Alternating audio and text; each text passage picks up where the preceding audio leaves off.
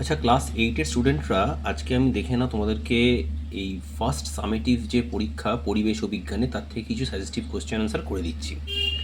প্রথমে দেখো কিছু এমসিকিউ। কোন তাপমাত্রায় সেলসিয়াস ও ফারেনহাইট স্কেলের পাঠ সমান হয়?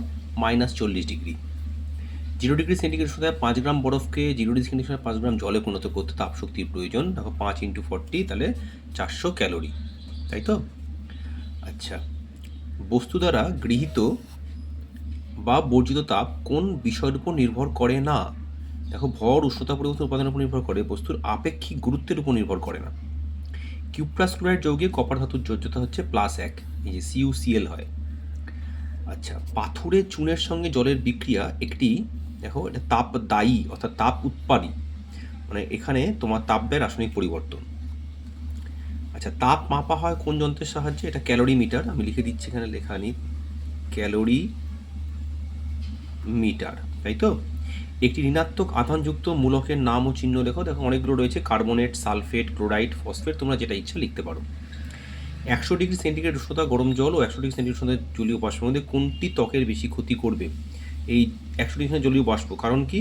প্রতি গ্রামে 100 ডিগ্রি সেন্টিগ্রেড জলীয় বাষ্পে প্রায় 540 ক্যালোরি তাপ বেশি থাকে। গ্রীষ্মকালে মাটির কলসিতে রাখা ঠাকা জল ঠান্ডা বসে, জানো তোমরা এটা, কারণ মাটির কলসিতে জল রাখা থাকলে তার থেকে যে ছোটো ছোটো ছিদ্র থাকে সেখান দিয়ে জল বেরিয়ে আসে, এবং ওই ছিদ্র দিয়ে বেরিয়ে আসা জলটা বাষ্পীভূত হওয়ার জন্য লিন তাপ মাটির কলসির গা থেকে সংগ্রহ করে। তার ফলে কলসি জল থেকে তাপটা নেয় বলে কলসির ভেতরের জল ঠান্ডা হয়ে যায়। আচ্ছা, সংকেত লেখো। অ্যালুমিনিয়াম কার্বনেট, দেখো এই যে দেওয়া রয়েছে। জিঙ্ক সালফাইড দেওয়া রয়েছে। এটি বিনিময় বিক্রিয়া ও প্রতিস্থাপন বিক্রিয়ার উদাহরণ দাও। দেখো এটা হচ্ছে একটা বিনিময় বিক্রিয়ার উদাহরণ, দেখে নাও।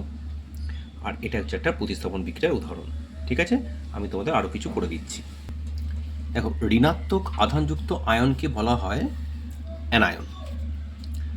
আচ্ছা, বরফ গলনের লিন তাপ, দেখো বরফের জন্য গলনের লিন তাপ হচ্ছে এই যে 80 ক্যালোরি।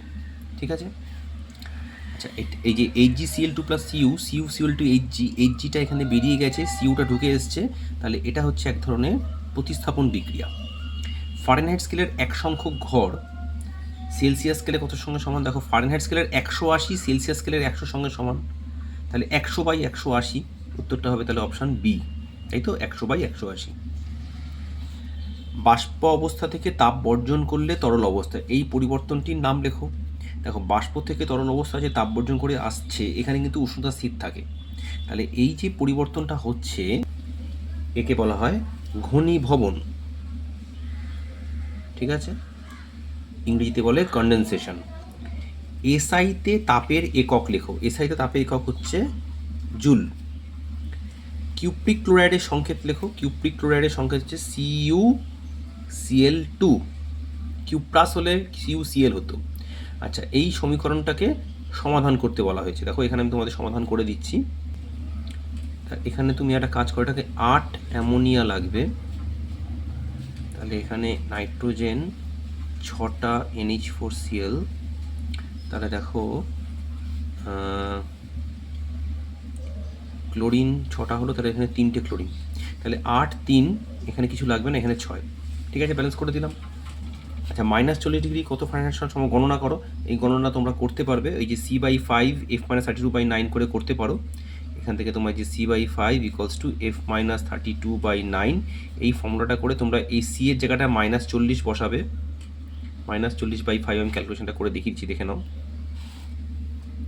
তাহলে এখান থেকে F-32/9, এটা কাটলে হচ্ছে 8, তাহলে -72 = F-32, তাহলে F আসছে -32, 72 + 32 -40। তাহলে অ্যাকচুয়ালি কী হয়, ফারেনহাইট স্কেলের মানটাও -40 ডিগ্রি আসে। ঠিক আছে, সেন্টিগ্রেডে -40 হলে গণনা করে দেখাবে। আচ্ছা, কী ঘটে সমীকরণ সহলক্ষ। তুতের লোহার ছুরি তুতের দোকানে ডুবিয়ে রাখলে, একটা লোহার ছুরি অর্থাৎ Fe, তুতে হচ্ছে CuSO4, এখানে ডুবিয়ে রাখলে প্রতিস্থাপন বিক্রিয়ার মাধ্যমে তুতেটা কপারটা বেরিয়ে আসে আর FeSO4 হয়, অর্থাৎ এর যে নীল বর্ণটা এই ফেরাস সালফেটে হালকা সবুজ বর্ণে পরিণত হয় এবং লাল বর্ণের কপারের অধক্ষেপ হয়। Na+ আয়নের গঠন ছবি আঁকো। দেখো, Na+ এর অ্যাকচুয়ালি কী হয়, সোডিয়ামের বাহ্যিক কক্ষে প্রথমে 2টো, তারপরে তো 8টা ইলেকট্রন থাকে, 1 2 3 4 5 6 7 8টা, আর কে এল, এল কক্ষ এ এম কক্ষকে যে একটা ইলেকট্রন থাকে সেটা রাখতে হবে না, কারণ সেটা বেরিয়ে গেছে। কারণ সোডিয়াম থেকে একটা ইলেকট্রন বেরোলে তো সোডিয়াম প্লাস তৈরি করে, তাই না? তাহলে ওটা বেরিয়ে গেলে তাহলে এই ছবিটা হবে। ঠিক আছে স্টুডেন্টস, তাহলে মোটামুটি এগুলো দেখে নাও। এখান থেকে দেখো আর কয়টা করে দিচ্ছি। পদার্থের অবস্থান্তরের জন্য দায়ী হচ্ছে আমাদের এই যে লিন তাপ, তাই তো। ফারেনহাইট থার্মোমিটারের প্রাথমিক অন্তর হলো 180। পারদের ল্যাটিন নাম হলো হাইড্রাজিরাম, স্পেলিংটা দেখে নেবে, ডয়ের অফলাভ, বর্গের জয় রেফ আছে কিন্তু, হ্যাঁ। পরমাণুতে কোন কণা দুটি সংখ্যায় সমান? সাধারণত প্রোটন ইলেকট্রন সমান থাকে, ঠিক আছে। আচ্ছা, এইবার এগুলো লাইফ সায়েন্সের কোশ্চেন, সেটা তো আমি করছি না। আরও কিছু প্রশ্ন দেখো, যে সত্য মিথ্যা দেখো। ফেরিক যোগে এফি যোজিতা কত? 2, এটা মিথ্যা, কারণ 3 হবে। আচ্ছা, গ্যাস থেকে এই যে তরলে পরিণত হয়, একটু আগেই করে এলাম, এটা হচ্ছে আমাদের ঘনীভবন বলে, তাই তো। এটা হচ্ছে ঘনীভবন। আচ্ছা, সংকেত লেখো। Sodium phosphate Na3PO4, aluminium chloride AlCl3। 100 degree centigrade উষ্ণতায় ফুটন্ত জল ও বাষ্পের মধ্যে হাত দিলে কোনটি দগ্ধ হবে এবং কেন? কারণ ফুটন্ত বাষ্পে হাত দিলে বেশি দগ্ধ হবে, কারণ ফুটন্ত বাষ্পের প্রতি গ্রামে 537 থেকে 540 ক্যালোরি তাপ বেশি থাকে। আবার একই ধরনের প্রশ্ন দেখো, 0 ডিগ্রি সেন্টিগ্রেড উষ্ণতায় 1 গ্রাম জল ও 1 গ্রাম বরফের মধ্যে কোনটিতে হাত দিলে বেশি ঠান্ডা লাগবে? 1 গ্রাম বরফে, কারণ 1 গ্রাম বরফে 0 ডিগ্রি সেন্টিগ্রেড উষ্ণতায় 1 গ্রাম জলের থেকে 80 ক্যালোরি তাপ কম লাগে। ঠিক আছে, তাহলে এই প্রশ্নগুলো একটু ভালো করে তৈরি করো। বরফের গড়নের লিন তাপ কত? 80 ক্যালোরি প্রতি গ্রাম। ফারেনহাইট স্কেলের নিম্ন স্থিরাঙ্কের মান কত? 32 ডিগ্রি ফারেনহাইট। জিঙ্কের চিহ্ন লেখো Zn। হাতে স্পিরিট লাগে ঠান্ডা অনুভূত হয় কেন? কারণ কি, হাতে স্পিরিট ঢাললে স্পিরিট হাত থেকে তাপ নিয়ে তবে বাষ্পীভূত হয়, তাই জন্য হাতটা ঠান্ডা লাগে। সমীকরণটা সমাধান করে দেখো, সমাধান বিধান করে দেওয়া রয়েছে। আর পৌধ যৌগ দুটি সংকেত দেখো, অ্যালুমিনিয়াম অক্সাইড Al2O3, মিথেন হচ্ছে CH4। ঠিক আছে স্টুডেন্টস, তাহলে আশা করছি এই ধরনের প্রশ্ন উত্তর তোমরা যদি সমাধান করো তাহলে পরীক্ষা অবশ্যই কম পাবে।